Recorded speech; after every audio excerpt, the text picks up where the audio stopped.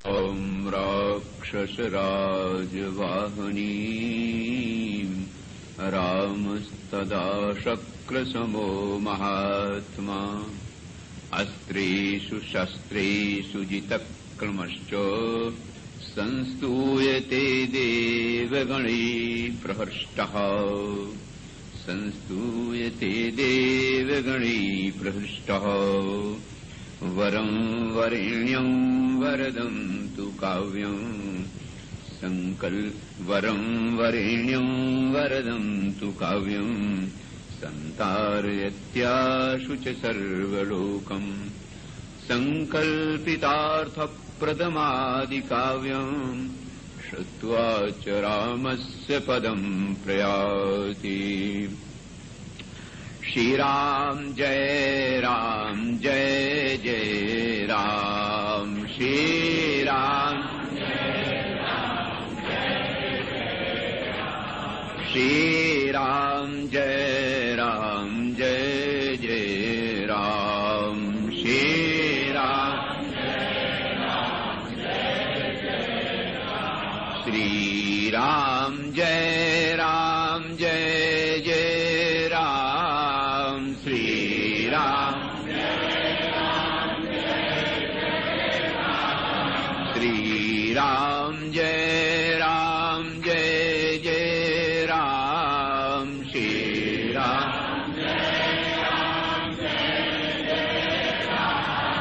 श्री राम जय जय राम। श्री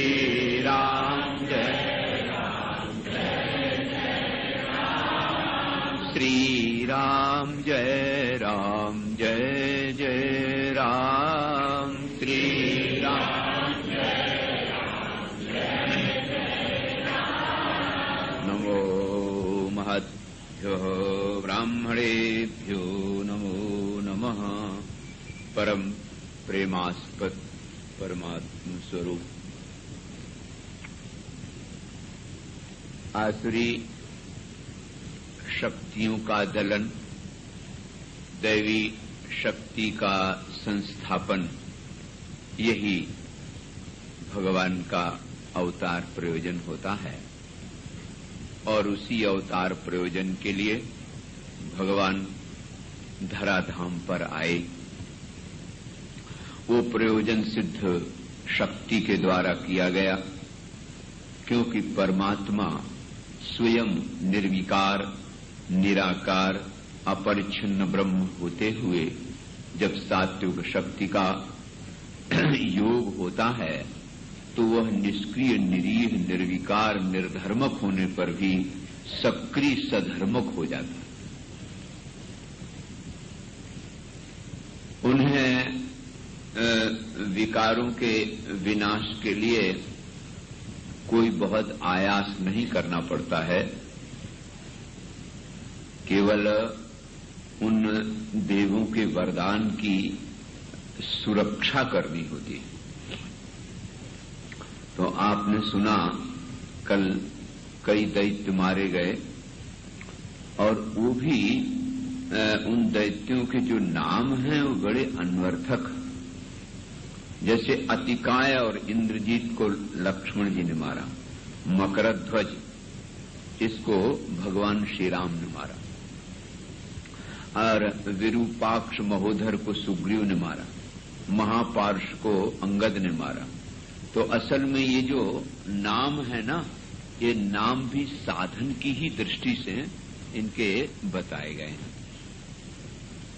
क्योंकि इस साधन की जो दृष्टि है वो किस प्रकार से साध्य का या लक्ष्य का वेद करती है, ये भी एक साधन की ही प्रणाली है। इसीलिए इंद्रजीत के पहले कुंभकर्ण मारा गया, ये भी एक क्रम है। एक राजा हैं, एक रानी। तो राजा ने एक दिन रानी से मुस्कुरा के कहा कि तुम देखती नहीं हो, सारा संसार जितना भी आपको दिखाई दे रहा है ये सब हमारे ही वश में है, हमारे ही कब्जे में है। हम जिसको चाहें जो सो आज्ञा दे दें। सो रानी ने कहा कि हाँ ठीक हो सकता है, कहीं नहीं।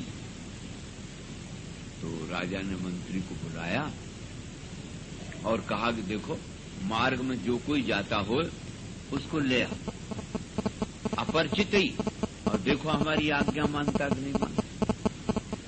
सो मंत्री जी गए, बाहर एक युवती जा रही थी, तो उससे कहा तुम्हें राजा बुला रहे हैं। बोले हमें क्यों राजा बुलाए, हमसे क्या लेना देना। बोले यही कह देना चल के, उसने बुलाया है, राजा आज्ञा का पालन तो करना चाहिए।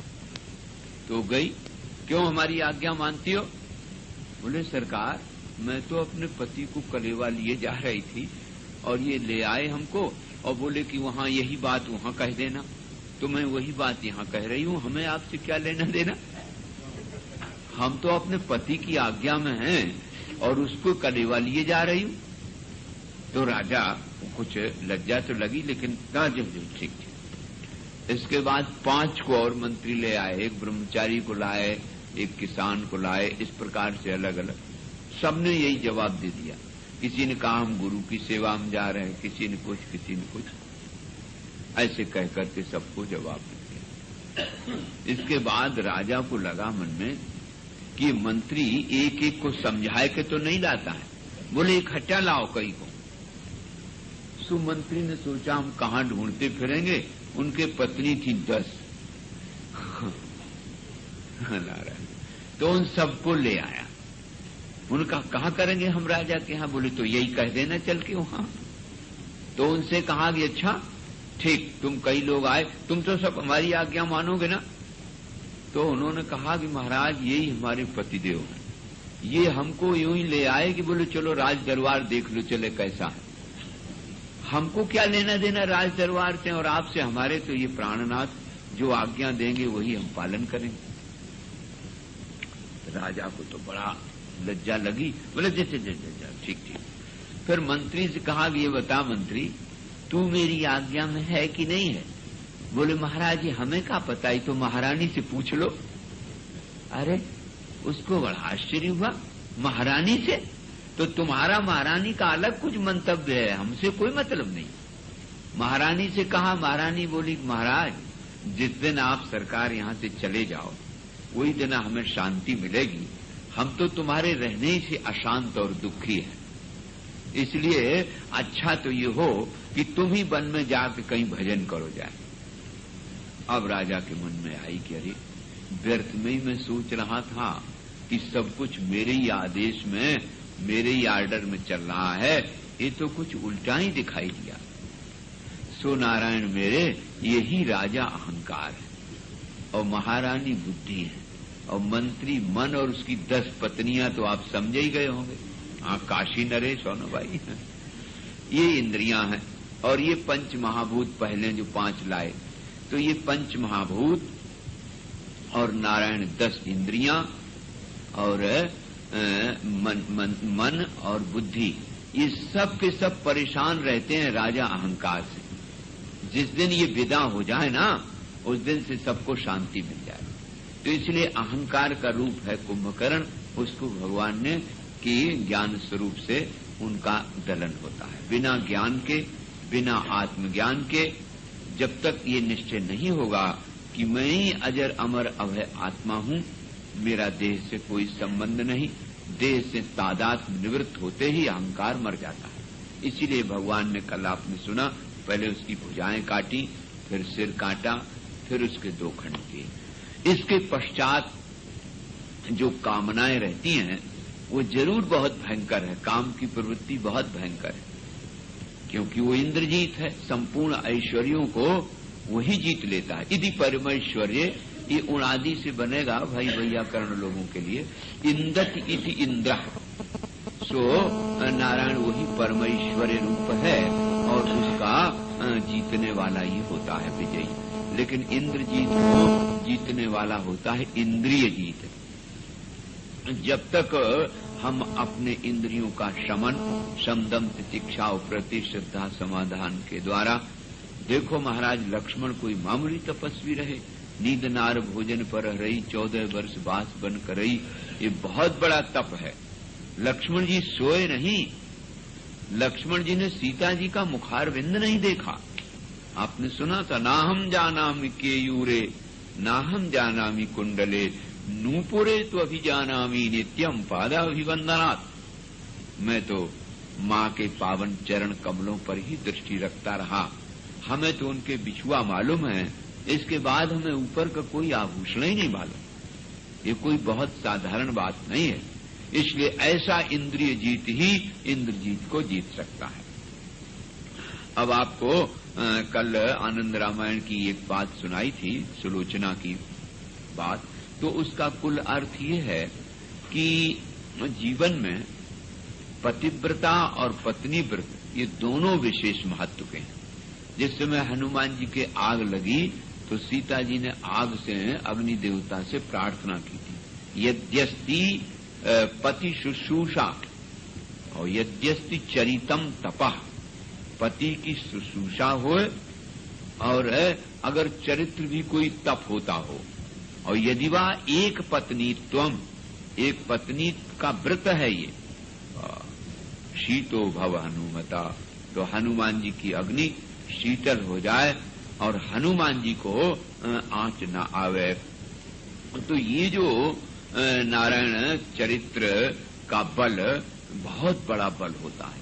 इसलिए लक्ष्मण जी स्वयं साक्षात भगवान की सेवा के साकार रूप तो ही हैं, जीव मात्र के आचार्य और विवेक के रूप हैं, और जितेंद्रिय नारायण होने से आज इंद्रजीत ने इंद्रजीत को मार गिराया। और काम का नाश होने से जितनी भी और जो वासनाएं होती हैं, इच्छाएं होती हैं, जो नारायण रजोगुण और तमोगुण से अभिभूत हैं, वे सब नष्ट हो जाती हैं। अब तो महाराज बहुत व्याकुल हुआ। वो जो मेघनाद का शव आया तो वानरों ने कहा, बड़े उछल कूशन, बोले ये बड़े मुश्किल में मरा, सबसे प्रचंड राक्षस यही था, अब इसी को यहीं कूट कूट के मारा जाए, मुर्दा समुद्र में फेंका जाए। तो देखो श्री राम जी कहते कि नहीं, शरीर पर अधिकार उनके माता पिता का, उनके वंश परिवार का होता है। जब तक ये जीवित रहा तब तक तो हमारा युद्ध था, वैर था, लेकिन आप जानते हैं मरणांतानी वैराणी निवृत्तम न प्रयोजनम। वैर तो तब तक रहा, तो इसलिए ये पंचमहाभूत का जो शरीर है उनको इसलिए देना चाहिए कि इसकी दैहिक क्रिया हो और उसका संस्कार भी करें। इसलिए बड़े प्रेम से इसको दे आओ जाए। सो हनुमान जी ने वानरों को इशारा किया और बहुत सुंदर भगवान ने अपना ही उस पर जो आंचल था अचला उड़ा दिया और वहां ले गए। ये है राम की देखो कृपा, क्या करुणा है उनकी। भला कोई वीर शत्रु के प्रति ये व्यवहार करेगा। और दरवाजे पे जाकर रख दिया, जोर से हनुमान जी ने गर्ज लगाई, बोले ले जा भैया अपना शरीर ले जा। तो सब वहां जब गए तो फिर रावण को पता लगा, तो उसने माना ही नहीं पहले तो, नहीं हमारा मेघ के समान गरजता हुआ बेटा इंद्रजीत, जिसने राम और लक्ष्मण दोनों को नाग पास में बांध दिया, दोनों को बेहोश कर दिया, वो भला कैसे मारा जा सकता। वो इंद्रजीत है, उसने ब्रह्मास्त्र प्राप्त किया है, अग्निदेव की तपस्या से अंतर्धान विद्या प्राप्त की है, ऐसा कहकर के महाराज चीखे चिल्लाए। और तब तक वो शव आ गया सामने। सो तो महाराज बड़ा जोर से वो घबराया और चीखने लगा। माल्यवान इत्यादि ने समझाया। तब जिस किसी तरह से महाराज वो तो कह रहा था कि ऐसा है, समाचार तुमने गलत सुना है। सो जिन्होंने समाचार दिया उन्हीं दूतों को डांट फटकार रहा था, लेकिन अब तो प्रत्यक्ष बात आ गई तो बहुत व्याकुल हुआ, बहुत घबराया और यहां तक इतना बेहवल हो गया कि तुरंत चंद्रहास निकाली, बोले जाके हम अभी सीता का वध कर देंगे। ये जिस कारण से हमारा बेटा मारा गया, अब हमारे राक्षसों में कोई नहीं रहा, मेरा भाई, मेरे सब पुत्र और जितने भी राक्षस बाहर से बुलाए थे बड़े बड़े प्रतापी, वो सब समाप्त हो गए। रावण को तो इतना बल था कि वो अकेले ही दोनों राम और लक्ष्मण को सोते हुए कंधा पर बिठा के ले गया अपने यहाँ पताल में, और वहां देवी की बलि देने जा रहे थे।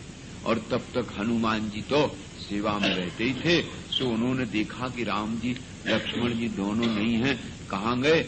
सो तुरंत वो महाराज उसी जगह पहुंच गए और स्वयं देवी बन के बैठ गए। जब वो बलि देने की बात आई सो उसी का झपट लिया तलवार और उन्हीं को मार दिया, सब राक्षसों को मार के, और राम और लक्ष्मण को ले आए। ऐसे ऐसे प्रतापी इनके पुत्र थे, सो सब मारे गए। अब अकेला रावण रह गया। बोले अब हम अकेले अगर रह गए हैं तो हम रहने सीता को भी नहीं देंगे। इसने हमको स्वीकार नहीं किया। तलवार लेकर के महाराज झपटा जोर से। सो महापार्श्व ने कहा कि देखो रुको राजा, पहली बात तो एक ये है कि आपकी वीरता में तो कोई संदेह नहीं, और रही बात युद्ध की, तो युद्ध में जय और पराजय तो वीरों की शोभा होती है। और फिर भी अगर आपकी पराजय हो, आपको तो बहुत समझाया गया, सबने समझाया, हर तरह से समझाया, लेकिन आपने तो जानबूझ के युद्ध लिया है उनसे। तो अब तो जो बात रह गई थोड़ी बहुत, वो भी कीर्ति तुम्हारी नष्ट हो जाएगी। एक अबला, वो भी असहाया, वो भी दूसरे की स्त्री तुम्हें स्वीकार नहीं कर रही है, तो उसको मारने से तो बड़ा कलंक लग जाएगा। क्या कहेंगे कि कैसा वीर था जिसने जब जाना कि हमारी मौत का नंबर आया तो एक अबला पर ही अपना क्रोध उतार दिया।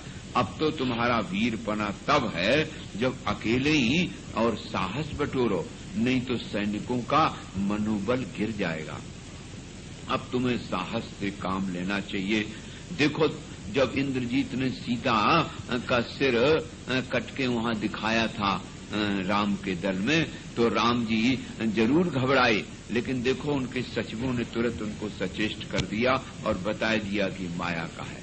इसी तरह से तुमको भी ऐसे मौके पर सचेष्ट रहना चाहिए, सैनिक मनोबल न गिरने पाए। बहुत कम तो सेना रह गई, और जो रह गई है वो भी आप इस तरह से तो उसको कर देंगे निराश। सो ना तो रानियों को ना किसी को। और इतने महाराज चीखती चिल्लाती हुई मंदोदरी जोर जोर से आई। सो महाराज बहुत रोने लगी, शोक का समुद्र उमड़ पड़ा। इधर राक्षसियां भी जोर जोर से रो रही थी और कुछ कहती थी बड़ा अच्छा हुआ, कहे हमारा श्रृंगार बिगड़ा, हम तो कम से कम सुलोचना का भी बिगड़ा, मंदोदरी का आज लाल मारा गया। सो इस प्रकार से महाराज लंका में तो शोक ही शोक छाया हुआ था। ऐसी अवस्था में जहां हाय हाय हाय के सिवाय और कुछ नहीं, और उधर लंका बानर और खिसकते ही चले जाते हैं। अब तो नगरी में ही लंका की सीमा में ही रक्तपात हो रहा है, खून की नदी बह रही। महाराज समुद्र लाल पड़ गया, ऐसी दशा भयंकर हो गई। तो फिर महापार्श्व कुछ बात माना। तो महर्षि कहते हैं कि कभी कभी जीवन में ऐसे दुर्विनीत लोग भी बात मान लेते हैं। मंदोदरी ने भी समझाया, महापार्श्व ने समझाया, तो कहते हैं सतदा दुरात्मा तद एव रावणा। वो दुरात्मा है और स एव रावणा, वही रावण है, माने सबको रुलाने वाला है। महर्षि की बात। आज निशम्य तद वाक्य मुवाच। अब आज उसने ये बात सुनी कि हाँ ठीक बात इसकी। कहते हैं जीवन में रावण ने कभी आज तक किसी की बात मानी नहीं है। आज उन बात को कहते सुवचः।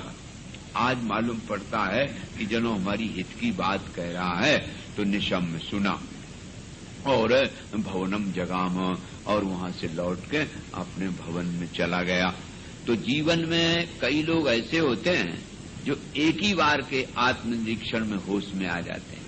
महाराज चक्रवर्ती सम्राट दशरथ ने एक बार शीशा देखा और होश में आ गए कि अरे मेरा जीवन इस राजकाज भोग के लिए अब नहीं रहा, अब हमको योग में जाना चाहिए। एक बार इस शीशा देखना माने आत्मनिरीक्षण करना, अपने को समझना। रावण ने जिंदगी में कभी शायद शीशा नहीं देखा हो, आत्मनिरीक्षण नहीं किया हुआ और न किसी की बात मानी। तो महर्षि जी आज विशेष रूप से लिखते हैं कि तदा दुरात्मा सएव रावण, वो जो दुरात्मा है वही रावण है। आज कम से कम प्रसन्नता सबको इसलिए हुई कि आज सुबत शब्द का प्रयोग इसलिए कहा कि हित भरी जो बात है उसको सुना तो उसने और निशम्य और सुना और मान गया और भवनम जगाम और फिर महल को लौट गया। वहां मंदोदरी ने भी समझाया लेकिन समझने की बात ही नहीं है उसके सामने। इधर और जो महापार्श और इत्यादि जो रह गए थे राक्षस वो सब दौड़े महाराज और भगवान श्री राम के सैनिकों ने ही उन्हें, जैसे विरूपाक्ष महोदर को तो सुग्रीव ने मार दिया नारायण, क्योंकि ये जो सुग्रीव महाराज हैं या और वानरों की जो सेना के लोग हैं, सो जब इंद्रजीत मारा गया तो और बल बढ़ गया, गर्वित हो गए सब और लंका नगरी के अंदर आके वहीं युद्ध होने लगा महाराज। अब वर्णन करते हैं कि जब इस प्रकार से देखा कि अब तो और कोई है ही नहीं, तो अपने ही रथ पर सवार हुआ और जो कुछ सेना बची थी उस सेना को लेकर के अब वो चला महाराज। बड़ा भयंकर रूप उसने प्रकट किया और अपने सब अस्त्र शस्त्र दिव्यास्त्रों का संस्मरण किया। तो सब स्मरण करने मात्र से आ गए और महाराज देखा कि जिस समय वो चला उसके भयानक रूप को देख करके देवता लोग तो सब घबरा गए। उनका कि अब देखो क्या होता है। इस प्रकार से कांपने लगे सब देवाधिदेव और उनके मन में बड़ी शंका हो गई नारायण। लेकिन खैर भगवान की कृपा से वो वहां से पार हो गए। आ जाओ, इधर आ जाओ प्यार जी।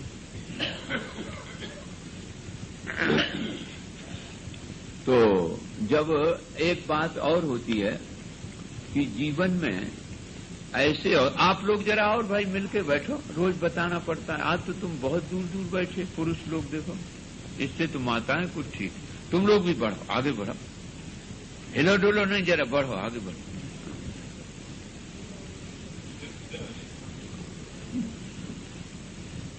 बहुत मिलके बैठो जरा सहूर से। देखो ये मुल्तानी जी कितने पीछे कितना बैठे, एक आदमी बीच में आ जाए। क्या बताएं, असल में बूढ़े लोगों ने तो कभी किसी की बात मानी नहीं अपनी बात मनवाने में लगे रहे हैं तो भला अब हम बालकों की बात क्या मानेंगे। सो यही बात मैं बता रहा था कि ये बात इनकी समझी गई कि बूढ़े लोगों ने, बुजुर्गों ने कभी बात नहीं मानी। आज बात इनके समझ में आई है, तो जब समझ में आई तो अब तो कोई और रहा नहीं, अब अकेला ही है। तो अकेली सारी सेना बटोर के और महाराज चला। तो देवता लोग घबराने लगे जिस समय वो चला और बहुत संपूर्ण अस्त्र शस्त्रों का स्मरण किया। इतने देवता कांप रहे थे कि जिन दिव्य दिव्य अस्त्रों का इसने स्मरण किया है उन अस्त्रों की काट हमारे भगवान के पास है कि नहीं है। यद्यपि भगवान श्री राघवेंद्र को अगस्त्य इत्यादि ने बड़े सुंदर सुंदर दिव्य अस्त्र शस्त्र दिए थे और वो तो स्वयं भगवान ही हैं, उनके लिए कोई कमी की बात भला कैसे हो सकती है। सो अब ये राक्षस राज चला और भगवान के साथ युद्ध हुआ। सो पहले तो इसने वानरों का संहार करना प्रारंभ कर दिया, सबको अचेत कर दिया महाराज सुग्रीव जामवंत, और इतना भीषण युद्ध प्रारंभ कर दिया कि सब वानर घबरा गए। सो स्वयं भगवान श्री राम से आज्ञा लेकर के लक्ष्मण जी चले।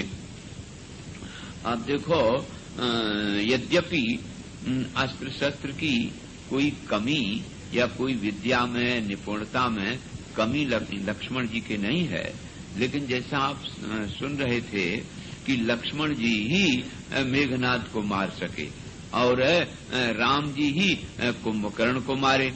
तो ये एक विभाग व्यवस्था है एक तरह की। ऐसे आसुरी वृत्तियों के दलन के लिए भी बात होती है। आपने सुना होगा कि जो मंत्र शास्त्र है ना, बहुत बड़े बड़े ग्रंथ है मंत्र के, मंत्र महोदधि, मंत्र महारणव, और उसमें शाक्त लोग हों या आगम शास्त्र में भी कौन से कार्य के लिए कौन मंत्र है और कौन से कार्य के लिए कौन सा मंत्र है, इसी विधान व्यवस्था के अनुसार उन मंत्रों का प्रयोग भी किया जाता है। इसलिए आप लोग ये न सोचें कि लक्ष्मण जी कोई कम है ताकत में, या हनुमान जी कम हैं, या राम जी कम या ज्यादा हैं। ये ज्यादा कम का हिसाब नहीं है, न कोई मंत्र कम होता है। मैंने तो निवेदन भी किया कि प्रत्येक मंत्र वही मंत्र है जो गुरु जी के द्वारा प्राप्त हुआ है। इसलिए ये नहीं कि अयोध्या में पहुंच गए तो राम जी कहने लगे और वृंदावन पहुंच गए तो कृष्ण जी कहने लगे। न, अपना ही मंत्र सर्वोपरि होता है, वही सबसे श्रेष्ठ होता है। उसकी एक विभाग व्यवस्था और छोटे बड़ेपन की नहीं करना चाहिए और अपने इष्ट के प्रति ही अनन्य रहना चाहिए। सो अब तो महाराज लक्ष्मण जी का और रावण का बड़ा घोर युद्ध हुआ। जब लक्ष्मण जी अपने अस्त्र शस्त्रों को चलाते हैं तो रावण काट देता है, और रावण चलाता है तो हमारे अनंत शेष भगवान उन अस्त्र शस्त्रों को काट देते हैं। देवता लोग खड़े ऊपर से देख रहे हैं, ऐसा भयंकर युद्ध हुआ महाराज। सो अंत में लक्ष्मण जी ने उसके धनुष को काट दिया। जब धनुष को काट दिया तो वही धनुष उसका विजय धनुष था।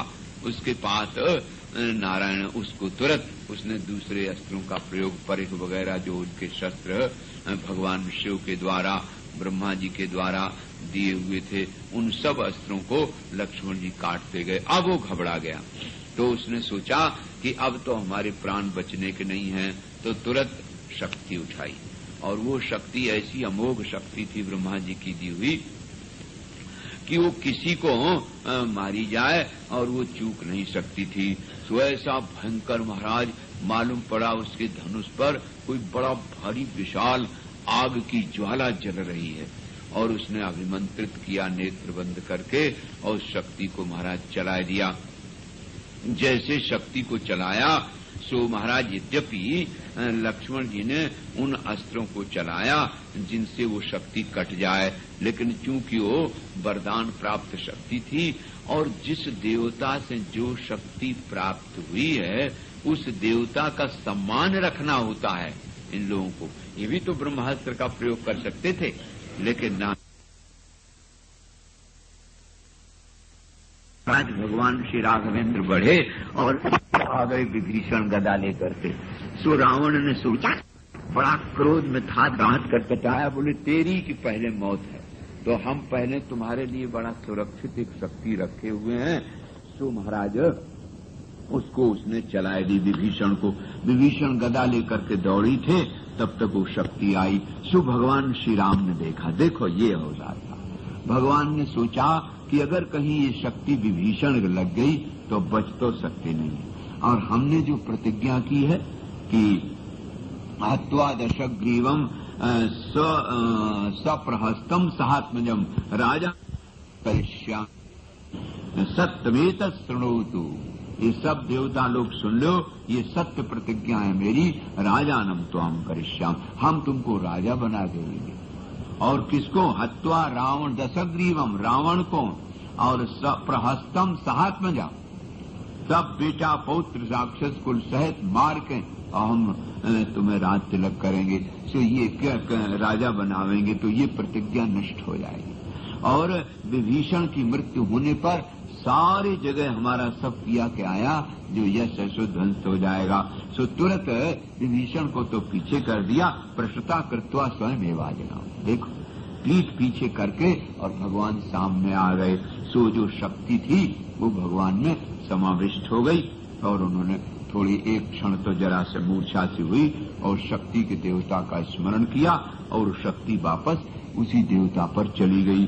सो जब ये रावण ने देखा इतनी देर, बोले अच्छा विभीषण का इतना महत्व है कि तुमने अपने ऊपर शक्ति ले ली, सो राम जी के ऊपर शक्ति का नारायण और बाणों का प्रहार करने लगा।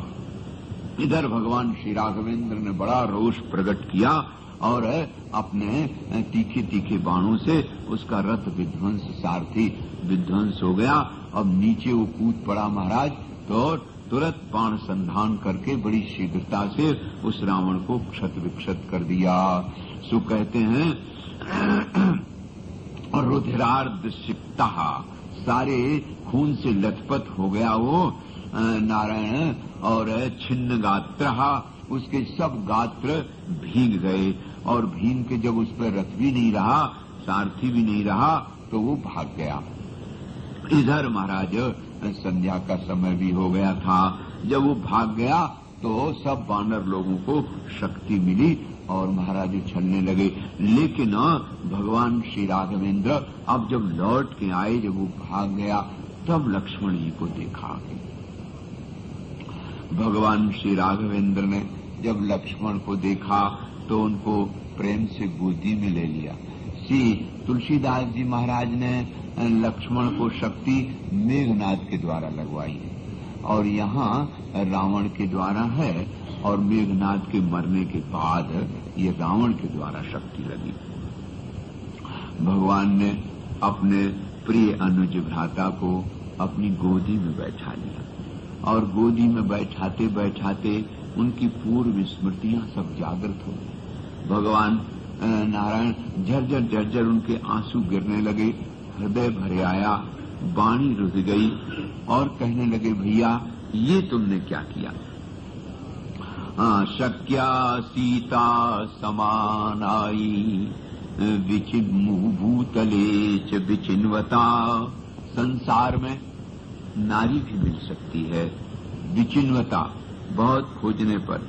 शक्या सीता समानारी, अरे मर्त लोके विचिन्वता, संसार में खोजने पर मिल सकती है नारी, इसमें कोई बड़ी बात नहीं। देशे देशे कलत्राणी, देशे देशे च बांधवाः, किंतु न तम देशम पश्यामि यत्र भ्राता सहोदरा। सहोदर भाई मिलना बहुत मुश्किल होता है, सीता मिल सकती है। शक्या सीता समानारी मर्त लोके विचिन्वता, न च लक्ष्मण समो भ्राता सचिवा साम पर आएगा। सो भगवान ऐसे रो पड़े महाराज, बिलक के, और कहने लगे कि अब मुझे यहां से जाना नहीं है। कहते हैं, प्राणान त्यक्षाम्यहम पश्यताम वानराणाम तु पश्यताम, मैं अब प्राणों को नहीं रख सकता। वानरों तुम सब देखो देखो, तुम्हारे देखते देखते मैं अपने प्रिय अनुज को देख नहीं सकता इस रूप में। प्राणान त्यक्षाम्यहम नारायण, क्यों? पश्यताम वानराणाम तु पश्यताम, सबके सामने सामने क्यों? यदि पंचत्वमापन्ना सुमित्रानंदवर्धना, सुमित्रानंदवर्धन लक्ष्मण प्यारे, यदि तुम चले गए तो मैं अपने प्राणों को रख नहीं सकता, क्योंकि कई बातें ऐसी हैं जिनका मेरे पास फिर कोई उत्तर नहीं रहेगा। सा सीतो हम मरिष्यामि व यास्यति विभीषण, मैं तो सीता, मेरे मरने पर सीता प्राण दे देगी। अब वहां अयोध्या में जो कुछ भी हो, लेकिन यहां मेरे प्राण जाते सीता का भी प्राण चला जाएगा।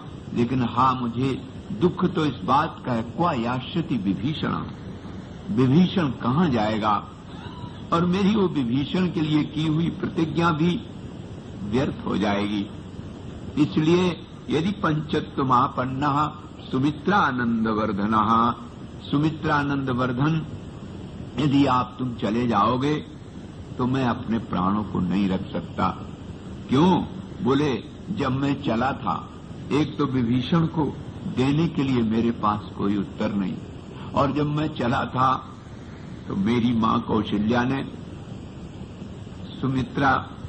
सुमित्रानंदन तुम्हारा हाथ मेरे हाथ में दिया था। अभिवाद्य च कौशल्याम, जिस समय मैंने कौशल्या को अभिवादन किया, चलते समय विदा मांगी, उस समय उस मेरी प्यारी मां ने तुम्हारा हाथ मेरे हाथ में दे दिया था और ये कहा था, राम जैसे आज तुम ये हाथ लिए हो उसी प्रकार से ये हाथ मेरे को देना आके। तो किन्नु वक्ष्यामि कौशल्याम कैकयी मातरम तथा। और कैकयी ने भी मुझे वनवास दिया था, तुम्हें तो नहीं दिया था। उसने एक बार झलक के कहा भी था कि तुम क्यों जा रहे हो, और जाना है तो लो तुम भी बलकल पहनो। मैं उसको क्या जवाब दूंगा। और सबसे बड़ी कठिनाई तो मेरे पास है, किन्नु मम्बाम सुमित्राम पुत्र दर्शन लालसाम। इतने दिन के बाद वो बेचारी सोच रही होगी कि बस बस मेरा लाल आ रहा होगा, जिसने मेरी हर प्रकार से सेवा की, मित्र होकर के और भैया होकर, सेवक होकर, स्वामी होकर, हर तरह से जिसने सेवा की, उस लक्ष्मण को जाते समय और मैं अकेला, मैं कौशल्या, कैकेयी और सुमित्रा को जवाब देने वाला नहीं रह गया। और भैया कुछ अन्याय भी हमें लग रहा है, कुछ अन्याय लग रहा है। और अन्याय ये लग रहा है कि आपने जो कुछ भी काम किया, अच्छा काम जो कुछ भी होता था, पहले मेरे को प्रशंसा देते थे और मैं ही पहले जाता था। यदा है मारूढ़ो मृगयाम याति राघवा, मैं शिकार के लिए चलूं तो तुम मेरे पीछे चलते थे। मृष्टमन्न मुपानी, तो कोई बढ़िया कोई चीज आई तो पहले राम को मिलती थी। ये सब काम होते हुए भी आज आप उल्टा कैसे कर रहे हैं। भुक्ते मयि प्रथम मत्स्य फलानि वत्स, सुप्ते करोसि शयनम मयि जीवति त्वम। मेरे जीते जी तुमने न तो मेरे पहले भोजन किया है, न मेरे पहले कभी शयन किया है, लेकिन प्राणान जहासि सुरलोक सुखाय किं वा। और आज ये उल्टा कैसा हो रहा है। क्या स्वर्ग का सुख भैया तुम्हें ज्यादा प्रिय है क्या? हमसे भी ज्यादा यदि स्वर्ग का सुख प्रिय है तब तो मैं नहीं कह सकता। लेकिन भैया इन प्रश्नों का उत्तर तो आपको देना ही होगा। इसके बाद भले जाओ तो जाओ, लेकिन पहले मुझे इन प्रश्नों का उत्तर दे दो। मैं क्या जवाब दूं जाकर के कौशल्या को, सुमित्रा को, और भी जो विशेष हितैषी जन हैं। सबसे बड़ी पीड़ा तो मुझे याद आती है जब उर्मिला की, चलते समय वो मिली नहीं। जिसने इतना धर्म सुरक्षित रखा, वो भी तो मेरे से कुछ जवाब मांगेगी। मैं क्या जवाब दे सकता हूं। इसलिए हे वीर शिरोमणि, हे भ्राता शूराणाम मनुव्रत, संपूर्ण शूरवीरों का अनुसरण करने वाले, ऐसा कभी नहीं देखा गया कि बड़ा भाई पहले बना रहे और छोटा भाई चला जाए। इसलिए हे देवाधिदेव ब्रह्मा, यदि तुमने आयु लिखी हो तो पहले मेरी आयु लेनी चाहिए। मैं पहले अधिकारी हूं। ये कैसे उठ गया। हे विधाता, ऐसे कहकर के भगवान बहुत व्याकुल हो गए और झरझर उनके आंसू बह रहे हैं वर्षा की तरह। हृदय भर गया, वाणी मौन हो गई। ये सब देख करके महाराज बानर सब घबरा गए, बहुत दुखी हुए। विभीषण भी और सुग्रीव भी सब रोने लगे। के बाद जामवंत ने कहा कि भगवान, जब आप ही इस प्रकार से व्याकुल होंगे तो कैसे काम बनेगा। सुग्रीव ने सुषेण को बुलाया और कहा कि भाई तुम क्यों मौन हो? संसार में ऐसी कोई भी वस्तु नहीं है जो हमारे पवन नंदन हनुमान जी ला न सकें, और संसार में ऐसा कोई रोग नहीं है जिसकी कोई औषधि न हो। अभी अभी जब दोनों भाइयों को नागपाश से विद्ध देखा था तो हनुमान तुम कितने जल्दी दौड़ के गरुड़ जी को ले आए। अभी पुनः मूर्छित हो गए थे सेना सहित हम सब लोग, तो पर्वत पर जाकर के तुम औषधि ले आए, और हमारे सुमित्रा नंदन को देखो न सही, इनके लिए तुम्हें औषधि करनी चाहिए। भगवान की व्याकुलता, भगवान की विह्वलता सही है। बार बार श्री राम जी की व्याकुलता देख करके वानर समाज सब रोने लगा। तब पवन नंदन जी को बल मिला और सुषेण ने कहा कि हाँ, वही जो मैंने बताया, हिमालय और ऋषभ पर्वत के बीच में 4 औषधियां हैं बड़ी दिव्य, जो मैंने बताई थी पहले ही, उनको आप ले आइए। वो अमृत संजीवनी है, विशल्यकरणी है और सौवर्णी है। उनको आप जैसे ही लाएंगे उससे काम चल जाएगा। सो महाराज पवन नंदन श्री हनुमान जी वायु वेग से चले और जाकर के उसी पर्वत पर पहुंच गए। देवताओं को नमस्कार किया और उसकी सबकी परिक्रमा की, और पवन नंदन श्री हनुमान जी तुरंत उसको उखाड़ के ले आए, और जैसे ही वहां लाए सो उन्होंने उसमें से औषधि अमृत संजीवनी ली और ले करके उसको मसल के लक्ष्मण जी के नाक में महाराज डाली।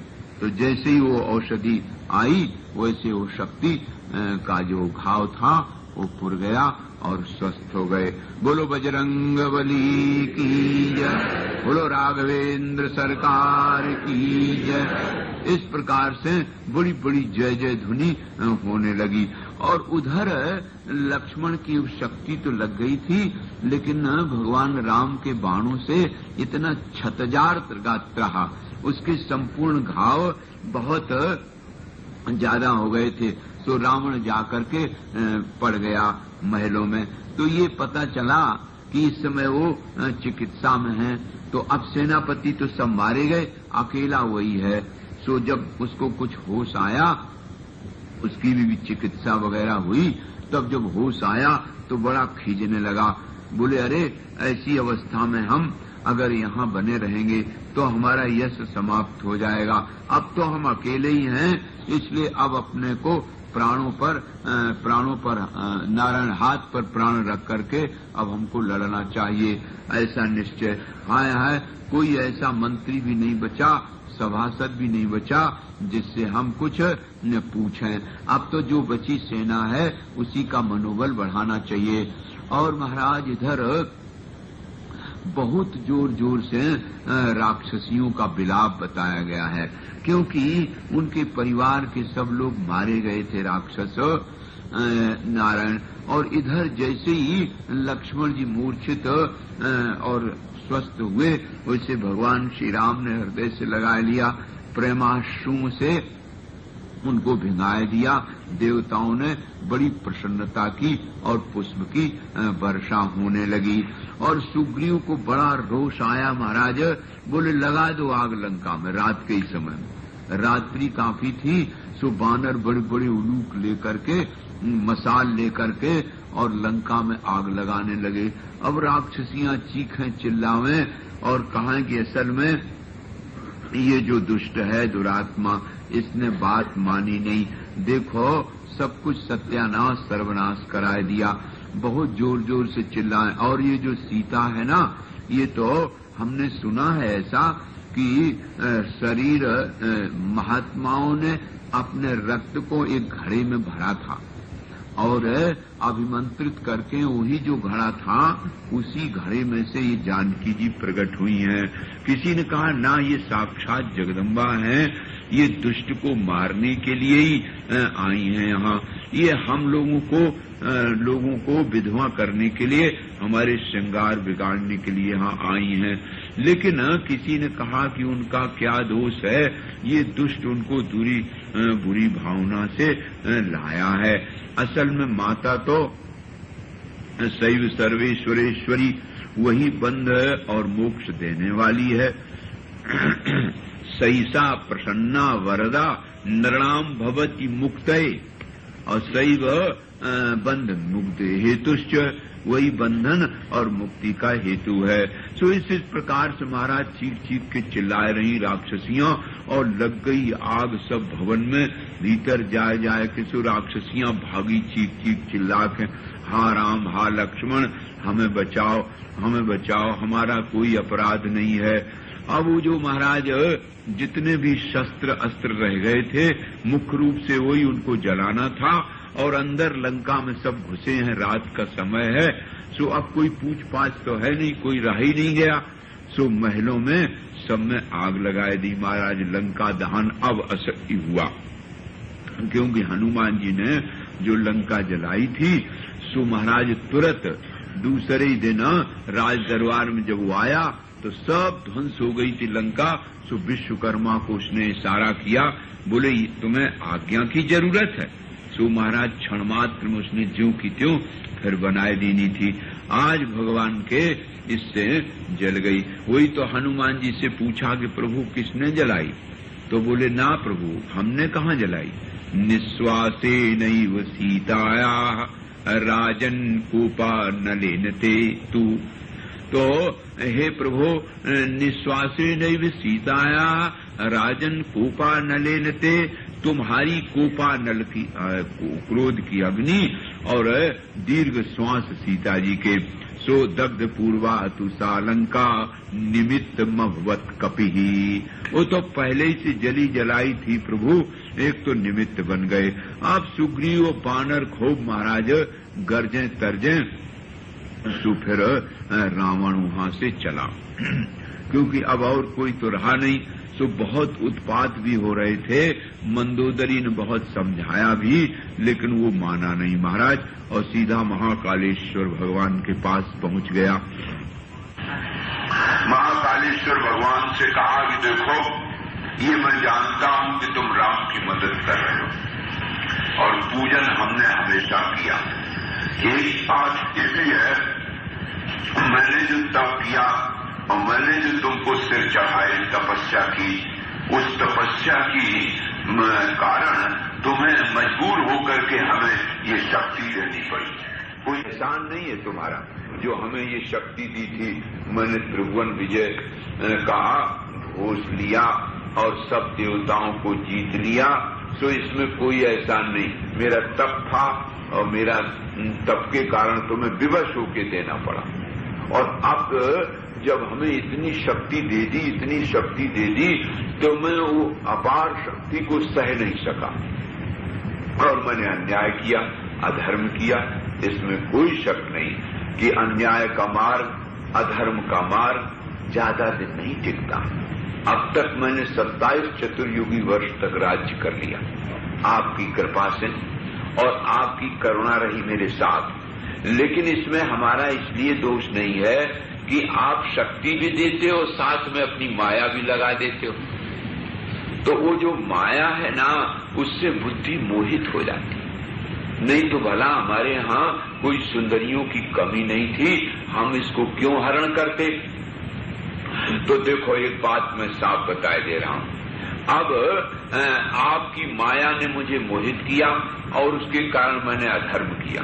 तो जैसे जिस तपबल से हमने शक्ति पाकर के भोग किया है तमाम सुंदरियों का, नाम कुमारियों का, गंधर्व कुमारियों का, और फिर अधर्म पूर्वक हमने ये सब हट किया, तो जैसे राज भोगा है वैसे ये जो अधर्म है उसको भी तो भोगना हम ही को पड़ेगा ना। तो यदि उस अधर्म के बदले भोग करते हैं तो कोई हट नहीं, और यदि वो नारायण है तो फिर एक बात तो हमेशा इतिहास में रह जाएगी कि जहां नाम राम का लिया जाएगा वहां मेरा भी लिया जाएगा। राम रावण यदि हम ना होते तो राम को कोई इतना यशवान थोड़ी बताता।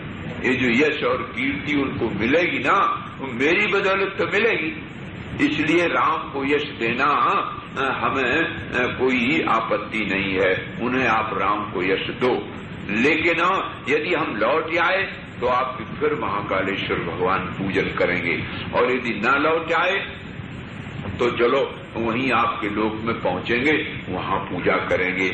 लेकिन हमें कोई एहसान नहीं है, और न हम ये तुमसे हाथ जोड़ के गिड़गिड़ा रहे हैं कि अब हमें शक्ति दो जो हम राम को मारें। हमें शक्ति तो जब धर्म परायण और उचित नीति से हम चले तो आपको विवश होकर देनी पड़ी। और अगर हम आज मांगने चलेंगे ना तो हमारे लोक में ये हो जाएगा कि अंत में हार गया, सबको मार चुका, तो अपना शंकर जी के पास गिड़गिड़ाए जाके कि तो इस समय तो तुम उनकी मदद में लगे हुए हो, तो हम तुमको भी संकट में नहीं डालेंगे। ऐसे कह रहा है, जब तुम उनकी मदद कर रहे हो तो फिर हम प्रार्थना करेंगे तो हमारी भी करनी पड़ेगी। तो इसलिए तुम्हें ये पड़ेगा कि किधर जाएं। इसलिए आप अपनी मौज में और हम अपनी मौज में। इस प्रकार से महाराज उसने बड़ा भारी व्याख्यान दिया और आया और रथ की परिक्रमा की और रथ पर बैठ गया महाराज। अब चला दुर्धर्ष रावण, बड़ी उसकी अपार शक्ति थी। देखो कई बार राम जी से परास्त होके आया है, क्षत विच्छद उसके गात्र सब हो गए, खून चपकने लगा, लेकिन फिर भी उसकी हिम्मत तो देखिए। इधर जब उसने आक्रमण किया सो दो विचार आते हैं। कृत्यवास में तो महाशक्ति की आराधना की है भगवान, निराला जी ने भी उसका वर्णन किया है, तो महाशक्ति की आराधना की। और हमारे महर्षि जी ने तो लिखा कि उसी समय उन्होंने स्मरण किया कि ऋषियों के दिए हुए जो दिव्य अस्त्र शस्त्र थे वो सब उनके स्मरण में आ गए और भगवान स्वयं अगस्त्य जी महाराज प्रकट हो गए आके। सो अगस्त्य जी महाराज जब प्रकट हुए तो उनकी विधिवत पूजा की भगवान ने, और पूजा करके फिर उन्होंने आदित्य हृदय, ये बहुत 150वें सर्ग में है यहाँ लंका में, तो इसमें बहुत अच्छा है। विजय के लिए ये बहुत बढ़िया मंत्र है, सूर्य भगवान का है, उसका विनियोग और उसका करन्यास अंगन्यास मंत्र सहित सब इसमें दिया हुआ है। इसको लोग आजकल भी विजय के लिए प्रयोग करते हैं। आदित्य हृदय का एक अलग से भी आता है स्तोत्र जो गीता प्रेस वालों ने निकाला है, जो चाहे इसका पाठ कर सकते हैं। इसको खूब विस्तार से अगस्त्य मुनि ने विधि पूर्वक दिया उनको।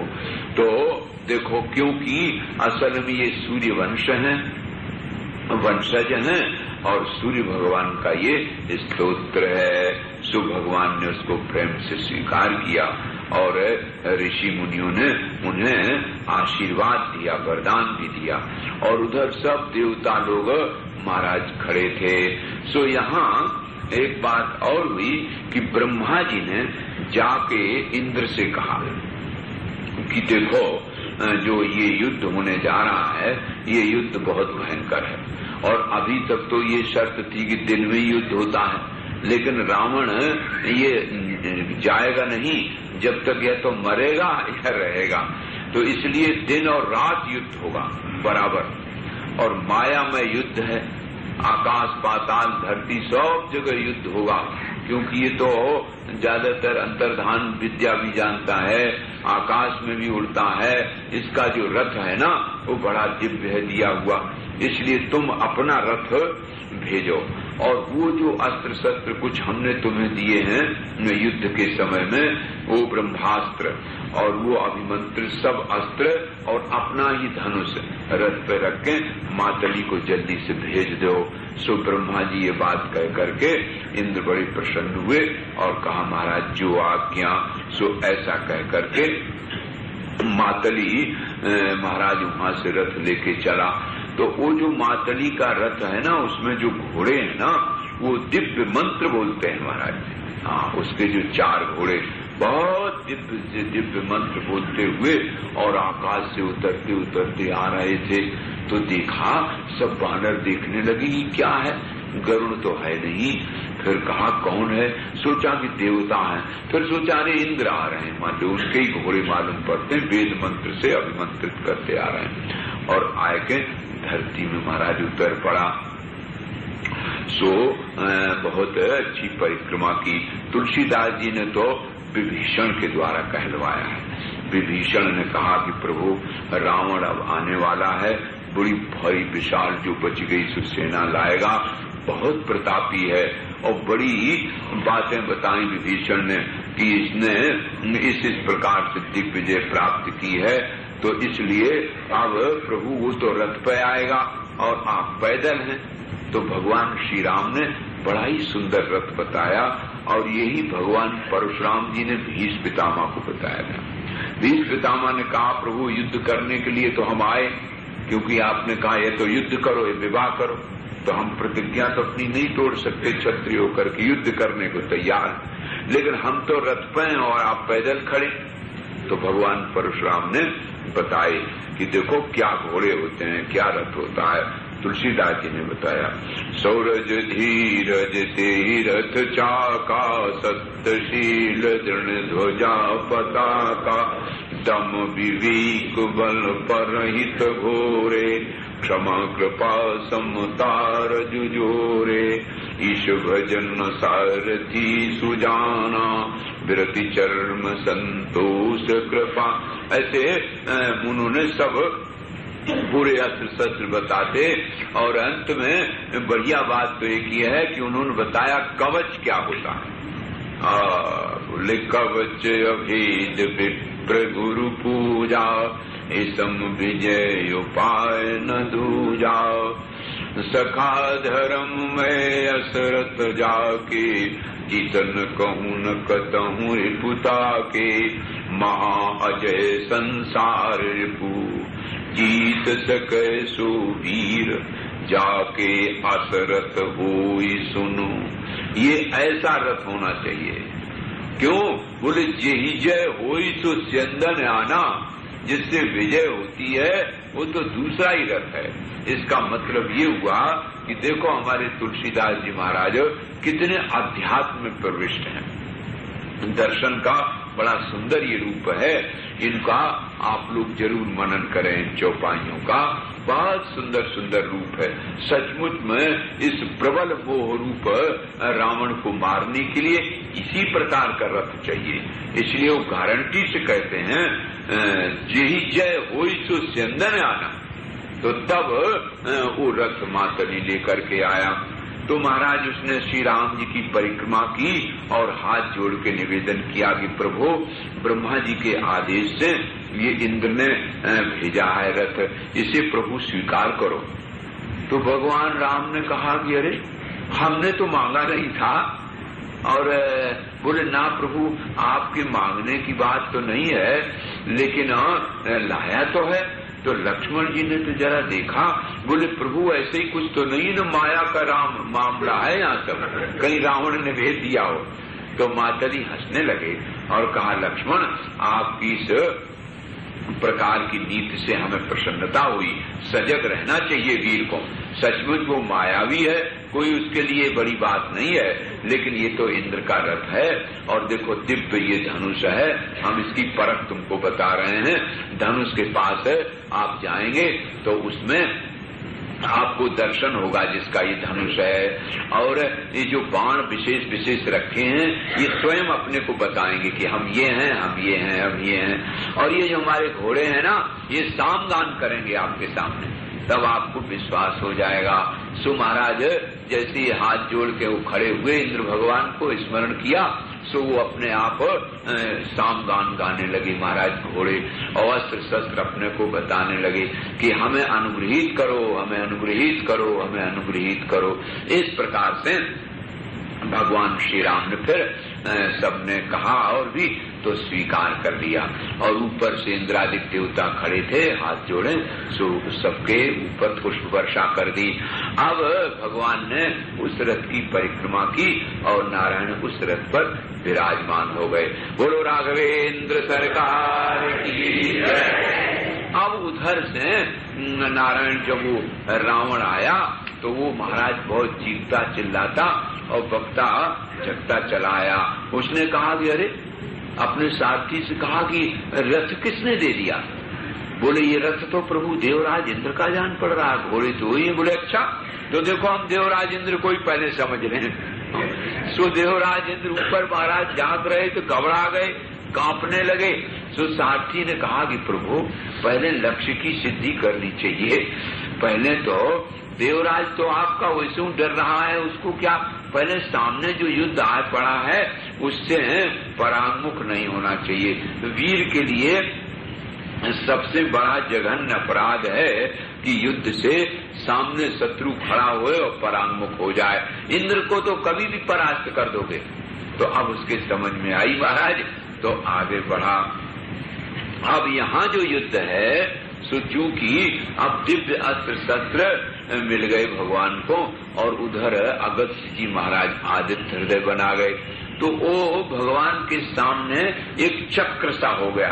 इस प्रकार का चक्र सूर्य भगवान जैसे होते ना, तो इसलिए अब रावण अपने दिव्यास्त्रों का स्मरण करके भगवान श्री राम को जब बाण चलाता है तो वो बाण क्योंकि उनकी शक्ति भी नष्ट न हो, देवताओं का वरदान भी नष्ट न हो, तो सूर्य भगवान के द्वारा दिया हुआ जो सुरक्षा चक्र था उसी में खट लगते हैं और वो वापस चले जाते हैं जिस देवता के थे, फिर रावण के पास दोबारा नहीं जाते। इस प्रकार से और इधर भगवान भी बड़ा भीषण भीषण बाणों का प्रयोग करते हैं। सो राम रावणयोर युद्धम राम रावणयोरिव। राम और रावण का युद्ध महाराज कोई एक दिन चला। जिस दिन महाभारत ने कहा था रावण से युद्ध करने के लिए, उस दिन कृष्ण पक्ष की चतुर्दशी थी और प्रस्थान अमावस के दिन उसने किया।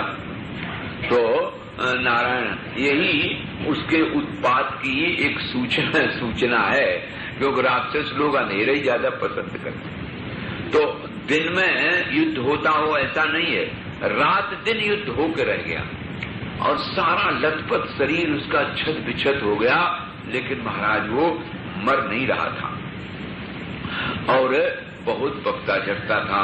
तो तुलसीदास जी ने बड़ा सुंदर संकेत किया, वाल्मीकि जी ने भी उसको उसी प्रकार से लिखा है। उसने कहा कि अरे अभी तक तो जिनको मारा है ना वो सब तो हमारे ही अनुचर थे, अब तुम्हें आज रावण से काम पड़ा है। तो भगवान श्री राम कहते हैं जन जल्पना कर सुजसना सही नीति कर रही सुनही क्षमा, संसार में पुरुष त्रिविध पाटल रसाल पनस समा, एक सुमन प्रद एक सुमन फल, एक फल ही केवल लागही, एक करही एक कहीं कहीं करही कहीं, एक करही कहत न बागही। तुम्हें ऐसे नहीं है कि कहते रहते हो बकते रहते हो, जो तुम्हें करना हो सो करो, ये विकथन करने से और अनर्गल आलाप करने से क्या होगा। सो महाराज घोर युद्ध दिन रात, जब रथ आकाश मंडल में ही घूमता है, धरती में आता ही नहीं है महाराज, और दोनों रथ और मातली को संकेत किया भगवान श्री राम ने कि अब हम युद्ध में पूरा मन लगा रहे हैं, मेरे इच्छानुसार संकल्प के अनुसार रथ चलना चाहिए। सो मातली ने कहा कि प्रभु इस रथ को कहने की जरूरत है नहीं, आप भीतर से जो मन करेंगे दाहिने बाएं ऊपर नीचे उसी संकल्प के अनुसार ये चलता रहेगा। और वो भी उनका संकल्प के अनुसार विमान चलने वाला था भाई। तो ये युद्ध हुआ। असल में ये युद्ध होते होते जब मर नहीं रहा था तो बड़ी चिंता हुई, बार बार रोज रोज सूचना देती थी जाके त्रिजटा सीता को कि वो तो बहुत भीषण युद्ध हो रहा है रात दिन और वो दुष्ट मरता नहीं है। तो सीता जी दुखी होने लगी। उन्होंने कहा कि वो मरता नहीं है, भगवान मारते नहीं है, कहा क्यों? बोले बात की है कि यही के हृदय बस जानकी मम जानकी और वास है, और मम उदर भुवन अनेक लागत बाण ही सब नाश है। रावण के हृदय में है जानकी, जानकी के हृदय में है श्री राम जी के हृदय में सारा ब्रह्मांड है। तो वो जैसे ही बाण मारेंगे ना तो सारे ब्रह्मांड का चौपट हो जाएगा, प्रलय हो जाएगी। तो फिर बोले फिर एक युक्ति कर रहे हैं। भगवान श्री राम जी उसके सिर को काट देते हैं, और सिर जैसे ही काटते हैं तैसे झट दूसरा हो जाता, काटते ही पुनः हो ही नवीन। ये सिर तो इसके जो 10 है ना, ये 10 इंद्रियां ही समझ लो। क्यों? इन इंद्रियों की पूर्ति आज आपने कर भी दी तो दूसरे दिन फिर वैसी दशा हो जाती है। याद रख लो, इन इंद्रियों की पूर्ति, इन इंद्रियों की तृप्ति कभी नहीं हो सकती। इसलिए इंद्रियों को तृप्ति करने का कभी प्रोग्राम नहीं बनाना चाहिए। जब ये शुद्धांतकरण की पहचान है कि आपके भीतर कोई इच्छा आई, अब इच्छा पूर्ति हुई तो आपको प्रसन्नता होती है कि इच्छा निवृत्त हो जाए तो प्रसन्नता। तो अगर इच्छा निवृत्त हो जाए, आप प्रसन्न हुए, तो अंतःकरण शुद्ध है।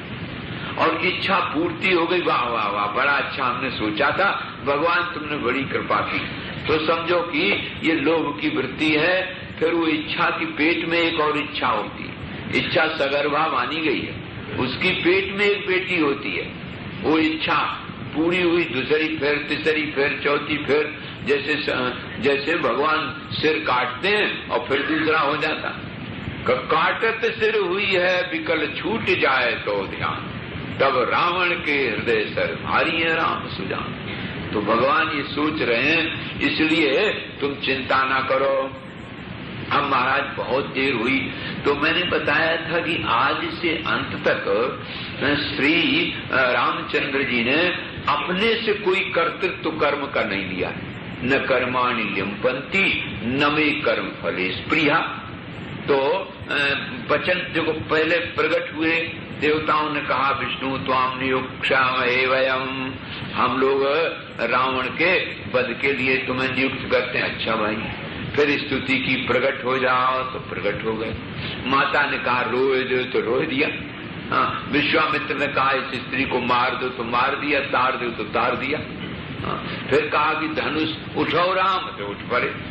तोड़ो, अच्छा तोड़ दिया। विवाह करो, विवाह कर दिया। राज्याभिषेक है कल, अच्छा जो आज्ञा। अच्छा वनवास है, बोले जो आज्ञा। आज्ञा पालने हमें तो, जैसे जो खुश रहा है हमें तो वही कर देना है। हाँ, फिर वनवास में आ गए। सीता जी ने कहा मृग के पीछे जाओ, बोले हाँ जैसी आज्ञा, चल दिए भाई। हाँ, और फिर जिसने जो कहा, आज तक अपने ऊपर तो कर्तृत्व उन्होंने लिया ही नहीं है। कैसी अद्भुत करुणा है, कैसी अद्भुत करुणा है प्रभु की, कि यहाँ आज भी बार बार उसके सिर काट रहे हैं और मुद्रा क्रोध की नहीं है। तो देवताओं ने देखा कि न तो इनमें क्रोध है बिल्कुल, और है जैसे कोई खेल खेल रहा हो, क्योंकि तो उनका पार्षद ही था ना। तो उसने देखी थी एक बार भगवान की गोल गोल भुजाएं श्यामली बड़ी अच्छी लग रही, तो दोनों ने आपस में विचार किया कि भगवान की कैसी बड़ी बढ़िया गोल भुजाएं हैं वैकुंठनाथ की। हाँ, सुंदर है, कोमल है, लेकिन एक बात है, कोई मैदान की बात आ जावे तो नहीं आ सकते। इसीलिए हम लोगों को रखते हैं यहाँ दरवाजे पे कि कोई आवे तो तुम ही निपट लेना, हम तक ना आने पाए। तो भगवान मुस्कराए, बोले अच्छा इन बाहों में ताकत है कि नहीं, अगर ऐसी बात है तुम्हारी ये भी इच्छा पूरी कर देंगे। सो अब करें कैसे? अपने से तो करना मुश्किल है, तो ये ऐसे कामों में बाबा लोगों को पकड़ लेते हैं। सो योग माया से ऐसा प्रेरित किया कि सनकादिक आ गए और वो लीला बन गई महाराज। तो यही उनके पार्षद हैं। सो भगवान को क्रोध काहे का? सो देवताओं ने महाराज कहा कि हे दयानाथ रघुनाथ जी, क्रोध को तो बुलाओ, जब क्रोध ही को नहीं बुलाओगे तो इसको तुम मारोगे नहीं। ये तो खेल खेल सिर कटता है फिर हो जाता है। और जो रावण अस्त्र शस्त्र चलाता है वो चूंकि अगस्त्य जी का बताया हुआ आदित्य हृदय था, वहीं से वो कटके और वापस हो जाता है। और आपके बाण वो काट देता है, तो कब तक खेल चलेगा? तब भगवान ने कहा, भाई हाँ, हमें तो याद ही नहीं कि क्रोध को बुलाना था। अच्छा, आ जाओ थोड़ी देर के लिए भाई क्रोध देवता। तो दो प्रकार से यहाँ प्रसंग आया है। एक तो महर्षि जी ने तो मातली से कहलवाया, और तुलसीदास जी ने विभीषण कहलवाया कि तुलसीदास जी तो इष्ट मानते हैं न राम जी को। और क्यों? बोले बात ये है कि जब सुग्रीव ने कहा कि ये प्रभु मारा नहीं आपने, बोले तुमने ये कहा ही नहीं था मारना है, अब तुमने कहा तो गजपुष्पी की माला डाल दी उसके गले में और बोले अब हम मार देंगे। हम तो जब कोई जो कहता है वही कर देते हैं। तो बाली को मारा, तो जब भाई के कहने से भाई को मारा था तो कहीं लोक में कलंक न हो, भाई मारे। दूसरा वंश इसका ऋषि वंश है, ब्राह्मण वंश है, तो नियम ये है कि दूसरा कोई कहे तो कर्तृत्व तो उसी पे तो लग देगा, तो इसलिए हमसे तो कोई मतलब ही नहीं है। तो उसके भाई के द्वारा कहलवाया है। विभीषण ने एक छलांग लगाई आकाश मार्ग में जहां उनका रथ था। बोले प्रभु ये ऐसी लीला तुम कब तक करते रहो? बोले फिर क्यों? बोले इसके तो नाभि में है एक अमृत, और वो अमृत कुंड जब तक नहीं सूखेगा तब तक ये सूखने वाला नहीं है। और एक और भेद की बात है प्रभु, आज अब हम बताई दें आपको क्या। बोले ये ब्रह्मा जी को जब बहुत प्रसन्न किया तो ब्रह्मा जी से जिद की कि तुम हमको अबद्ध कर दो।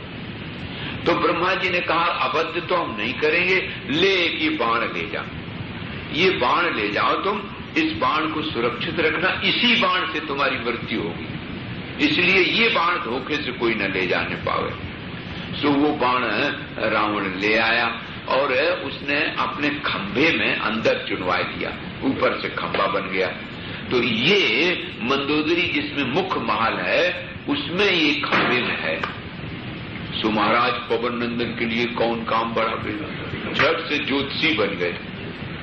आज ज्योतिषी लोगों की तो घर में खूब पैठ हो ही जाती है। आप बढ़िया से चंदन मंदन लगा के माला पहन के और महाराज सुंदर वो अपने गणित के नारायण अंक लेकर के और चल दिए, बड़ा भारी पत्रा एक इधर वेद की पोथी लगा के, और जैसे ही पहुंचे दरबार में, रावण तो युद्ध में ही था।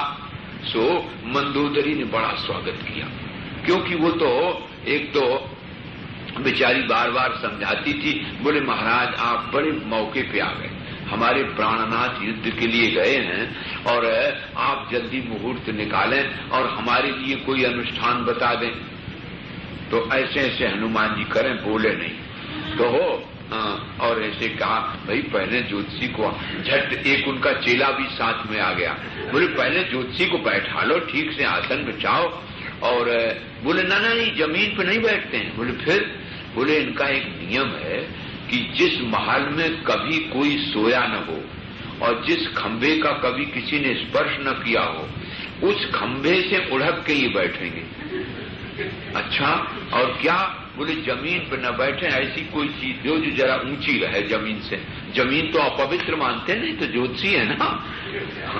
सो महाराज मंदोदरी ने बहुत विचार किया, बोली बढ़िया बात बन गई, वही खंभा ठीक है। और ज्योतिषी वेदक तो भगवान से बढ़कर के और कौन होगा। सो उस खंभे, उसमें कभी कोई महल में जाता नहीं था, बड़ा सुरक्षित था और आसपास बाणों से भी लगा हुआ था।